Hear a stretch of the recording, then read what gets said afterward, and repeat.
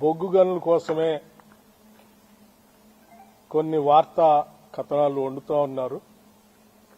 వండించబడతా ఉన్నారని వారు రాస్తూ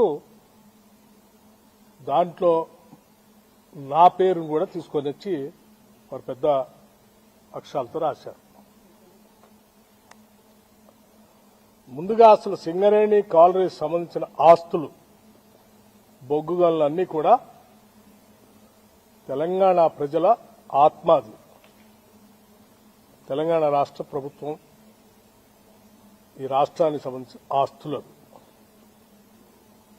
ఆ ఆస్తుల్ని ఈ ఆత్మని కాపాడి భవిష్యత్ తరాలకు అందించడమే నా ముందున్నటువంటి ఏకైక లక్ష్యం. రాధాకృష్ణ గారి లాగా నేను ఏది పడితే అది మాట్లాడటమో ఏది పడితే అది రాయటమో నేను చేయను. ఎందుకంటే నాకు కొన్ని బాధ్యత, ఒక విధానం కూడా ఉంది.